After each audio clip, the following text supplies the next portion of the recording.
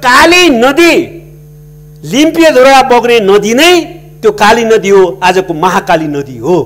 त्यसकारणले 1816 को सुगौली सन्धिले महाकाली नदी र त्यस पूर्वका सबै भूभागहरू नेपालको हो भन्ने स्पष्ट गर्दछ। त्यो नै हाम्रो अहिलेको नेपालको भूमि निर्धारित गर्ने सन्धि हो, जसको आधारमा त्यो भूभाग नेपालको हो भन्ने प्रश्न हुन्छ।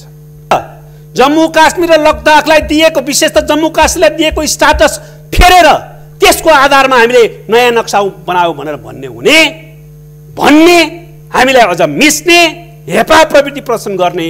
तर हामीले आफ्नै पार्लियामेन्टले आफ्नै भूमि चाहिँ जो प्रमाणित छ त्यो भूमि चाहिँ हाम्रो नक्सामा राख्दाखेरि उहाँहरूले वार्ता गर्न आपत्ति मान्नुपर्ने, हाम्रो संविधानमा त्यसलाई ठिक ढङ्गले सम्बोधन गर्दा आपत्ति मान्नुपर्ने कुनै कारण छैन।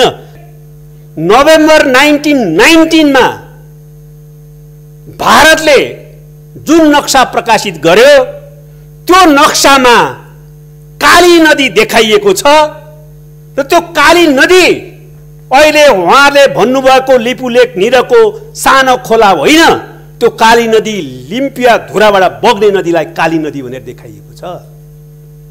र त्यो काली नदी भनेर देखाइसकेपछि उहाँहरूले कब्जा गरेको भूमि त नेपालकै हो भन्ने कुरा पुष्टि हुने उहाँहरू आफैले देखिसकेपछि 7 दिन पछाडि उहाँहरूले नक्सामा काली काट्नुभयो किन?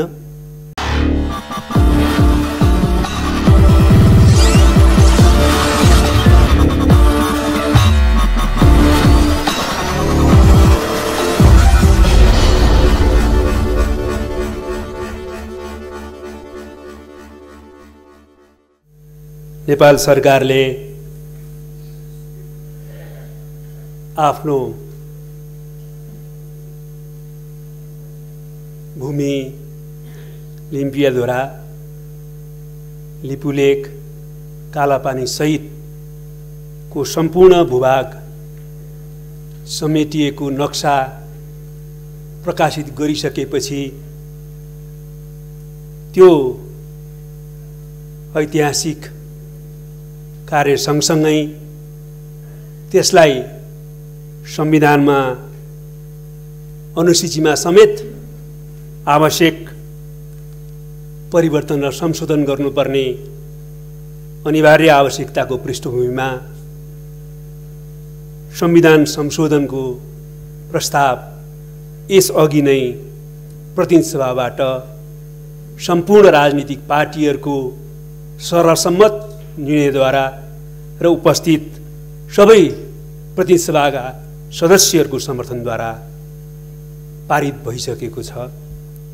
त्यो हाम्रो लागि अत्यन्तै गौरव, प्रसन्नता र उत्साहको विषय हो। आज प्रतिनिधि सभाबाट पारित उक्त प्रस्ताव हामी राष्ट्रिय सभामा अहिले दफावार छलफल गरेर पारित गर्ने प्रक्रियामा छौं। निश्चय पनि यो राष्ट्रिय सभाले उक्त प्रस्तावलाई सर्वसम्मतिद्वारा एक ढिक्को भएर पारित गर्नेछ भन्ने विश्वास लिँदै यो प्रस्तावको म दृढतापूर्वक समर्थन गर्न चाहन्छु। सम्माननीय अध्यक्ष महोदय, हाम्रो देश अहिले यो राष्ट्रिय सार्वभौमिकता र भौगोलिक अखण्डता सम्बन्धित विषयमा एक ढिक्को भएको छ। यो अत्यन्तै प्रसन्नताको कुरा हो। यो राष्ट्रिय एकताले हामी सबैलाई उत्साहित बनाएको छ र जसरी हामीले यो सीमा समस्यालाई समाधान गर्न, राष्ट्रिय सार्वभौमिकता र भौगोलिक अखण्डताको मुद्दालाई सकारात्मक ढङ्गले आफ्नो देशको पक्षमा समाधान गर्न एकता प्रदर्शित गरेका छौं, आजसम्मको बिन्दुमा त्यसले के कुरा प्रश्न गर्छ भने यो राष्ट्रिय संकल्प पनि हो कि अब हामी नेपालको नक्सा सम्पूर्ण भूभाग समेटेर प्रकाशित गर्ने काममा मात्रै सीमित रहने छैनौं। नेपालको नयाँ नक्सा अनुसार नेपालको संविधानमा त्यसलाई आवश्यक ढङ्गले सम्बोधन गर्न संविधान संशोधनमा मात्रै सीमित हुने छैनौं। यो ऐतिहासिक पहलकदमी हो, तर यो ऐतिहासिक पहलकदमी नेपालको कब्जा गरिएको भूमि, अतिक्रमित भूमि हर हालतमा नेपालमाकोले व्यवहारिक रूपमा पनि प्राप्त गरी छाड्ने बिन्दुसम्म पुग्ने राष्ट्रिय संकल्प अभिव्यक्त भएको छ हाम्रो यो राष्ट्रिय एकतामा। यो राष्ट्रिय एकतालाई, राष्ट्रिय संकल्पलाई सुदृढ गरेर व्यवहारिक रूपमा ती भूमि प्राप्त गर्ने बिन्दुसम्म पुग्नको लागि एकताबद्ध भएर अघि बढ्न म सबैलाई अपिल गर्न चाहन्छु। यही सदनमा मैले केही अगाडि पनि यस विषयमा आफ्नो दृष्टिकोण र धारणा राखेको थिएँ। अहिले पनि म एउटा कुरामा जोड दिन चाहन्छु। निश्चय पनि जुन बेलामा भारतले, हाम्रै छिमेकी भारतले नेपालको लिम्पियाधुरा, लिपुलेक र कालापानी लगायतका क्षेत्र कब्जा गर्यो अनधिकृत रूपबाट, तत्कालै हामीले प्रतिवाद गर्ने, तत्कालै हामीले त्यो भूमि प्राप्त गर्नलाई आवश्यक कदम चाल्ने काम किन गर्न सकेनौं भने प्रश्न उठ्नु र त्यसले पीडाबोध हुनु स्वाभाविक हो। त्यस्तै गरी हामी आफैले प्रकाशित गरेको नक्सामा अहिलेसम्म पनि ती भूमि सामेल गर्न किन सकेनौं भन्ने बारेमा पनि प्रश्न उठ्नु स्वाभाविकै हो र त्यसकारणले यसले के पनि देखाउँछ भने निश्चित रूपमा हाम्रा इतिहासमा केही कमी कमजोरी भए। तर म फेरि जोड दिएर भन्न चाहन्छु सबै राजनीतिक पार्टीका मित्रहरूलाई, सबै इतिहासविदहरूलाई, सबै बुद्धिजीवीहरूलाई, सबै मान्य सांसदहरूलाई कि अहिले यतिखेर हामीले हेर्नुपर्ने मुख्य मुद्दा भनेको यो भूमि भारतले कब्जा गरेको हो, यो भूमि नेपालको हो, यो भूमिलाई हामीले प्राप्त गरी छाड्नुपर्छ। त्यस अनुसार अहिले चालेको कदमहरू ठिक छन्, यो कदमलाई अगाडि बढाएर आफ्नो भूमि प्राप्त गर्ने बिन्दुसम्म जानुपर्छ भन्ने कुरा चाहिँ मा हामी एक ढिक्को छौं कि छैनौं, अहिलेको मुख्य कुरा त्यो। त्यसकारण यसमा अहिले हामी एक ढिक्को छौं। त्यसकारणले म विनम्रतापूर्वक अपिल गर्न चाहन्छु सबैलाई कि यो मुद्दामा हिजो कहाँ कमी कमजोरी कसको भयो भन्ने बारेमा बा राष्ट्रियताका अरू विषयमा पनि कहाँ कति कमी कमजोरी भयो भन्ने बारेमा सन्दर्भवश चर्चा गर्नु एउटा कुरा हो, तर यसैलाई मुद्दा बनाएर अहिले यो मूल मुद्दाबाट ध्यान विकसित गर्ने काम र हामी आफैलाई आरोप प्रत्यारोप गर्ने कामतिर हामी अहिले लाग्नु हुँदैन। अहिले हाम्रो यही राष्ट्रिय एकतालाई कायम गरेर यो मुद्दामा नेपालको आफ्नो जो अभिष्ट छ, आफ्नो अतिक्रमित भूभाग प्राप्त गरी छाड्ने त्यो लक्ष्य पूरा गर्नलाई अभूतपूर्व राष्ट्रिय एकता जो प्रदर्शन भएको छ त्यसलाई अझ सुदृढ गरेर जान जरुरी छ। त्यसको निम्ति म विशेष अनुरोध गर्न चाहन्छु। हो, जसले इतिहासको विभिन्न क्षणहरूमा, कालखण्डहरूमा यो सीमा सम्बन्धी मुद्दा बा अरू त्यसै प्रकारका राष्ट्रियतासँग सम्बन्धित मुद्दाहरूमा कमी कमजोरी गरेको छ, उहाँहरूले नै आत्मालोचना गर्नुभयो भने त्यो स्वागतयोग्य नै हुनेछ। तर यति नै बेला त्यही मुद्दालाई पनि सँगसँगै निर्णयको जस्तो मुद्दा बनाएर आरोप प्रत्यारोप चाहिँ नलागौं, हामी राष्ट्रिय एकतालाई सुदृढ गर्दै अगाडि बढौं, म यसमा अपिल गर्न चाहन्छु। तेस्रो कुरा मैले आज फेरि जोड दिन चाहन्छु कि हामीले हाम्रो अतिक्रमित भूमि फिर्ता गर्नुपर्छ भन्दा हामीले ऐतिहासिक तथ्य र प्रमाणको आधारमा भनेका छौं। म त्यसको बारेमा लामो व्याख्यामा अहिले जान चाहन्न, तर तीनटा मात्रै कुरा काफी छ। एउटा 1816 को सुगौली सन्धिले काली नदीदेखि पश्चिमको भूभाग भारतलाई छोड्ने भनेको छ, अरू होइन। र काली नदी लिम्पियाधुरा बग्ने नदी नै त्यो काली नदी हो आजको महाकाली नदी हो। त्यसकारणले 1816 को सुगौली सन्धिले महाकाली नदी र त्यस पूर्वका सबै भूभागहरू नेपालको हो भन्ने स्पष्ट गर्दछ। त्यो नै हाम्रो अहिलेको नेपालको भूमि निर्धारित गर्ने सन्धि हो, जसको आधारमा त्यो भूभाग नेपालको हो भन्ने प्रश्न हुन्छ। दोस्रो कुरा, म धेरै अरू व्याख्या गर्न चाहन्न। अस्ति मात्रै नोभेम्बर 1919 मा भारतले जुन नक्सा प्रकाशित गर्यो त्यो नक्सामा काली नदी देखाइएको छ र त्यो काली नदी अहिले उहाँले भन्नुभएको लिपुलेक निरको सानो खोला होइन, त्यो काली नदी लिम्पिया धुराबाट बग्ने नदीलाई काली नदी भनेर देखाइएको छ। र त्यो काली नदी भनेर देखाइसकेपछि उहाँहरूले कब्जा गरेको भूमि त नेपालकै हो भन्ने कुरा पुष्टि हुने उहाँहरू आफैले देखिसकेपछि 7 दिन पछाडि उहाँहरूले नक्सामा काली काट्नुभयो। किन काट्नुभयो?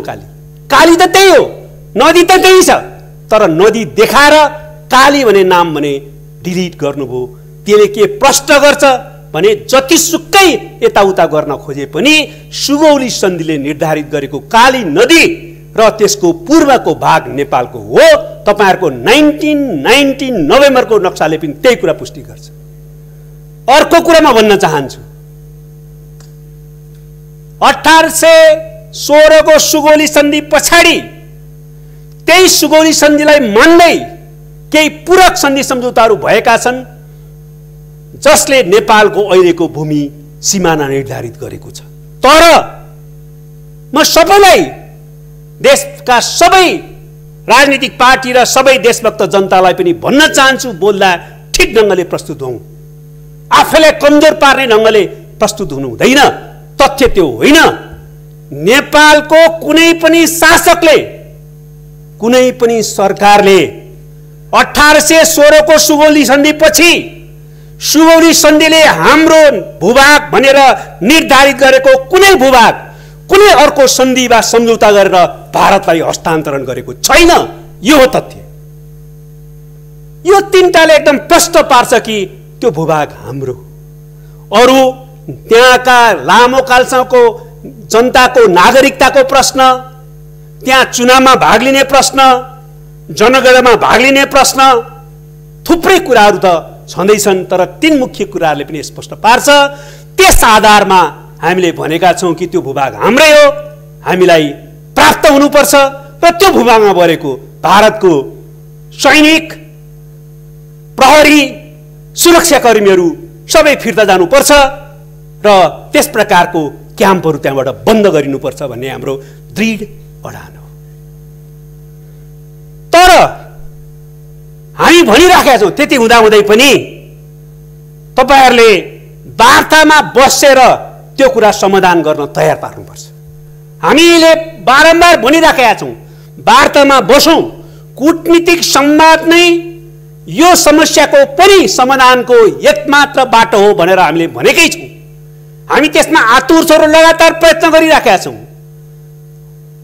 अघिल्लो अवस्थामा जब यो विवादित भूमि हो भनेर भारतले समेत स्वीकार गर्यो, त्यसलाई समाधान गर्न परराष्ट्र सचिवको स्तरमा एउटा उच्च स्तरीय समिति बनाइयो। त्यो समितिको बैठक गर्न हामीले लगातार भन्यौं, माग गर्यौं, भएन। तर 1919 को नोभेम्बरको वारको नक्सा प्रकाशित गरिसकेपछि हामीले तत्काल जोड दियौं, छिटोभन्दा छिटो वार्ता गरौं भनेर भन्यौं। तर उहाँहरूले वार्तामा ध्यान दिनु भएन। र अहिले पनि हामी भन्छौं, कूटनीतिक संवाद गरौं, वार्ता गरौं, ऐतिहासिक तथ्य र प्रमाणको आधारमा त्यसको फैसला गरौं भनेर हामी भनिराखेका छौं। हामी त्यसको निम्ति तयार छौं। अहिले भारतका थुप्रै पूर्व राजदूतहरू जो नेपालकैमा राजदूत भइसकेकाहरू, विभिन्न कूटनीतिक व्यक्तित्वहरूले पनि, राजनीतिक पार्टीका नेताहरूले पनि भनिराख्नु भएको छ, भारतले नेपालले वार्ता गरौं भन्दा नटेर्नु ठूलो गल्ती हो भनेर भन्नु भएको छ। उहाँहरूलाई पनि म धन्यवाद दिन चाहन्छु र भारतको सरकारलाई छिटोभन्दा छिटो वार्तामा बस्न र ऐतिहासिक तथ्य र प्रमाणको आधारमा यसबारेमा एउटा निष्कर्षमा छिटो पुग्न र नेपाल र भारतको सम्बन्धलाई कुनै पनि ढंगले नकारात्मक दिशातिर अगाडि नबढ्ने काम गर्न अनुरोध गर्न चाहन्छु। उहाँहरूले नेपालले वार्ता अहिले भाँजो हाले जस्तो कतिपयले कुरा गरिराख्नु भएको छ। म भन्न चाहन्छु उहाँले आफ्नो संविधान संशोधन गरेर जम्मू काश्मीर र लद्दाखलाई दिएको, विशेष त जम्मू काश्मीरलाई दिएको स्ट्याटस फेरेर त्यसको आधारमा हामीले नयाँ नक्सा बनाऊ भनेर भन्ने हामीलाई अझ मिस्ने हेपा प्रवृत्ति प्रदर्शन गर्ने। तर हामीले आफ्नै पार्लियामेन्टले आफ्नै भूमि चाहिँ जो प्रमाणित छ त्यो भूमि चाहिँ हाम्रो नक्सामा राख्दाखेरि उहाँहरूले वार्ता गर्न आपत्ति मान्नुपर्ने, हाम्रो संविधानमा त्यसलाई ठिक ढङ्गले सम्बोधन गर्दा आपत्ति मान्नुपर्ने कुनै कारण छैन। म अहिले भन्न चाहन्छु तपाईहरुसँग तथ्य छ, प्रमाण छ भने वार्तामा राख्नुहोस्। वार्तामा राख्दाखेरि त्यो प्रमाण पुष्टि भयो भने हामी फेरि संविधान संशोधन गरौँला, फेरि तपाईहरुले भनेको कुरा मानौँला। तर हाम्रो दृढ धारणा छ, स्पष्ट धारणा छ, त्यो भूभाग हाम्रो ऐतिहासिक तथ्य र प्रमाणले त्यसलाई पुष्टि गर्छ। हामी वार्तामा त्यसलाई पुष्टि गर्न तयार छौँ। तपाईहरु पनि आफ्ना सबै तथ्यहरू सहित लिएर आउनुहोस् र छिटोभन्दा छिटो वार्ता गरौँ।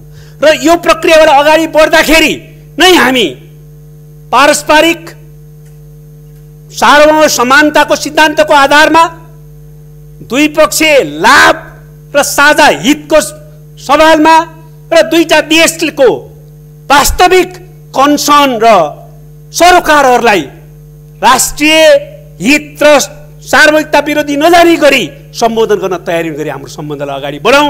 यसले निश्चय पनि हामीलाई अगाडि बढाउनेछ। र अन्तमा सम्माननीय अध्यक्ष महोदय, म एउटा कुरा भनेर बिदा हुन चाहन्छु। त्यो के हो भने हामी आफै पनि सम्पूर्ण नेपालका राजनीतिक पार्टीहरू, देशभक्तहरू, नेपालका बुद्धिजीवीहरू सबैले पनि गम्भीर रूपमा इमानदार हौँ कि आजै इतिहासको समीक्षा कुरा इतिहासलाई छोडिदिउँ, गरौँला, गर्नै पर्छ। तर आज राष्ट्रियताको सवालमा देखा परेको मुद्दाहरूमा भने हामीले डबल स्ट्यान्डर्ड अपनाउनु हुँदैन।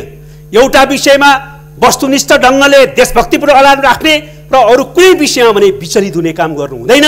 हामीले देखाउँ कि हामी सबै मामलामा देशभक्तिपूर्ण अडान राख्छौँ र त्यसले हामीप्रतिको विश्वास झन् बढाउँछ। राजनीतिक पार्टीहरूको बिचमा आपसी विश्वास, जनता र सरकारको बिचमा आपसी विश्वास बढाउँछ। र यो ऐतिहासिक पहल कदमीलाई हामी ती भूभागमा नेपालको झण्डा राख्ने र त्यति मात्रै होइन, नेपालको राष्ट्रिय सार्वभौमिकता स्वाधीनताको सवाललाई हामी कसरी नेपालले एक ढङ्गले पार लगाउँछ भन्ने कुरा विश्व सामु देखाउन फेरि एकपटक चाहन्छौँ। यसको निम्ति सबैलाई अपिल गर्दै बिदा हुन्छु। धन्यवाद।